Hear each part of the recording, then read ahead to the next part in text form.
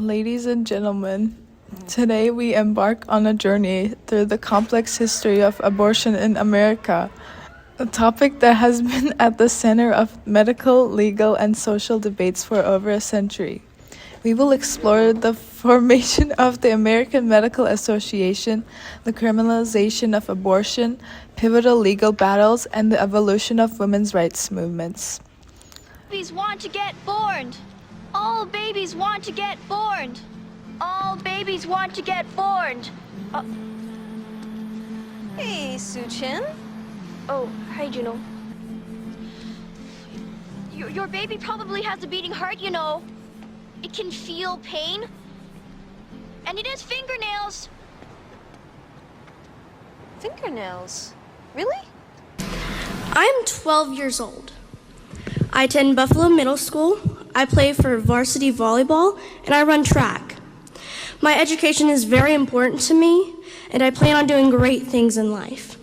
If a man decides that I'm an object and does unspeakable and tragic things to me, am I a child supposed to carry and birth another child? Am I to put my body through the physical trauma of pregnancy? Am I to suffer the mental implications? A child who had no say in what was being done with my body. Some here say they are pro-life. What about my life? And does my life not matter to you? The lady's time has expired. Formation of the AMA and its impact on abortion. In 1847, a group of doctors founded the American Medical Association, believing they should have the authority to decide when abortions could be legally performed. Ironically, these early members lacked expertise in pregnancy and reproductive health. Nevertheless, the AMA launched an aggressive campaign to criminalize abortion and target female abortion providers, leading state legislatures to ban the procedure. This move set the stage for a century-long battle over reproductive rights. The criminalization of abortion. The AMA's campaign, combined with state actions, triggered a series of laws that restricted abortion access. By 1880, every state had enacted laws to limit abortions. As abortion became illegal, the stigma surrounding it grew, driving the practice underground. This had dire consequences. In 1930, nearly 2,700 women died from illegal abortions, accounting for almost 20% of the recorded maternal deaths that year. These statistics highlight the deadly impact of making abortion inaccessible. The Hyde Amendment. Subsequent legal battles continue to shape abortion rights. The Hyde Amendment, enacted in 1976, prevented federal funds from being used for abortion services, disproportionately affecting low-income women. Despite this, states like California and New York continue to provide state-funded abortion services. The Hyde Amendment was created by Representative Henry Hyde in 1976, and it was a discriminatory and racist policy that prevented federal dollars from being used in government insurance programs. 16 states currently include abortion in their Medicaid programs using state funds. The Biden-Harris administration became the first administration in decades to exclude the Hyde Amendments from its presidential budget. The San Francisco Nine and legislative changes. A significant moment in the abortion reform movement occurred in the 1966 with the trial of the San Francisco Nine. These 9 doctors were prosecuted for performing abortions on women exposed to rubella, a disease that can cause severe birth defects. The medical community rallied to their defense, leading to California amending its abortion laws to allow hospital committees to approve abortion requests. This was the first abortion reform measure in the U.S. The women's movement and radical feminism. The 1960s and 1970s saw the rise of the women's movement, fueled by works like Betty Friedan and the Feminine Mystic, which argued for equal rights and fought against the cult of domesticating. Radical feminists pushed further, advocating for women's liberation from all forms of male operation. They organized political movements, picketed, and engaged in symbolic acts like burning copies of Playboy. These efforts broadened the scope of the fight for women's rights, including reproductive freedom. The formation of NARAL in 1969, the National Association for the Repeal of Abortion Laws, NARAL, was established at the first National Conference on Abortion Laws in Chicago. NARAL was the first national organization dedicated solely to campaigning for legalization of abortion, marking a significant step in the reproductive rights movement. The Global Gag Rule and recent challenges. The Global Gag Rule, which prevents foreign organizations receiving U.S. health aid from providing abortion information, has been a contentious issue, particularly under administration that expanded its scope. Domestically, cases like Whole Woman's Health v. Heller State and June Medical Services v. Russo challenged restrictive state laws, reaffirming the constitutional right to access legal abortion. Anti-abortion activists. Catholic churches demanded a stop to abortion since it was seen as murder. Faculties that offered abortion were closed since abortion was made illegal.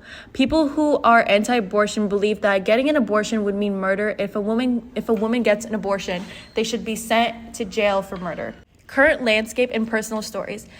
Today, the landscape of abortion rights in America is deeply polarized. States like Texas have implemented stringent bans allowing private citizens to sue abortion providers. Meanwhile, cases like Amanda Strove 6 in Texas and Kate Cox in New Mexico highlighted the severe health risks posed by restrictive abortion laws.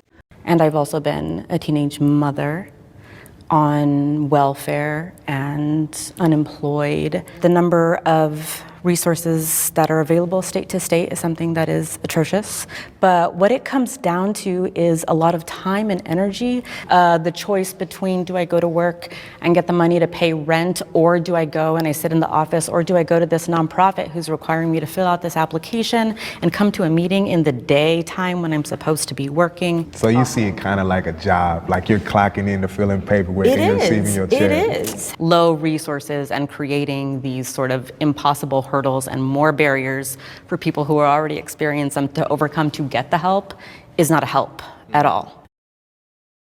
Our solution to this matter, the history of abortion in America, is a testament to the ongoing struggle for women's autonomy and reproductive rights. For the formation of the American Medical Association, AMA, in the 19th century to the recent overturning of Roe v. Wade in 2022. The fight for safe and legal abortion has been fraught with challenges and setbacks. This complex history underscores the necessity of continued vigilance and advocacy for policies that protected women's health and their right to choose. To ensure that women retain control over their reproductive choices and have access to necessary health care, it is imperative to implement a comprehensive set of solutions. These solutions must address legal health care, economic, and educational aspects for reproductive rights. Here is what we think should be done. Legal alignment across states and federal levels. Ensuring that state and federal laws are aligned is crucial to prevent discrepancies that limit access to abortion in certain regions. This alignment can be achieved through federal legislation that protects reproductive rights nationwide, preventing individual states from imposing restrictive laws that can create significant barriers for women seeking abortion. Expanding healthcare coverage. Public healthcare plans like Medicaid should include comprehensive abortion services. Expanding coverage ensures that low-income women have access to safe and legal abortion without financial barriers. This expansion can be accompanied by policies that ensure private insurance also cover abortion services without undue restriction. Increasing access to clinics and providers. One of the significant barriers to abortion access is the lack of clinics and healthcare providers, especially in rural and underserved areas. By increasing the numbers of clinics and trained healthcare providers, we can ensure that women everywhere have timely access to abortion services. This includes providing incentives for healthcare providers to offer these services and support for clinics facing financial or political pressures. Economic policies to reduce poverty. Addressing the root causes of unintended pregnancies involves implementing policies that reduce poverty and improve economic stability. By improving access to education, job opportunities, and social services, we can alleviate the economic pressures that often lead women to consider abortion. Policies such as increasing the minimum wage, providing affordable housing, and expanding the child care support are essential components of this approach. Supporting for pregnant women and mothers. For women who choose to carry pregnancies to term, providing comprehensive support is essential. This includes financial assistance, healthcare services, childcare, housing, and educational opportunities. By ensuring that these resources are readily available, we can support women in making the best choices for themselves and their families. Public awareness and education campaigns. Reducing the stigma around abortion is crucial for ensuring that women feel comfortable seeking the care they need. Public awareness campaigns can educate the public about reproductive rights, the importance of access to safe abortion services, and the realities of women's health care needs. These campaigns should also promote empathy and understanding, reducing judgment and discrimination against women who choose abortion.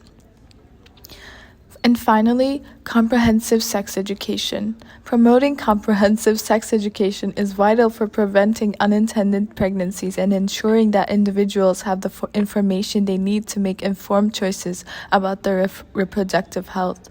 Sex education programs should include information about contraception, sexually transmitted infections, and reproductive health. These programs can help reduce the incidence of unintended pregnancies and the need for abortions by empowering individuals with knowledge and resources.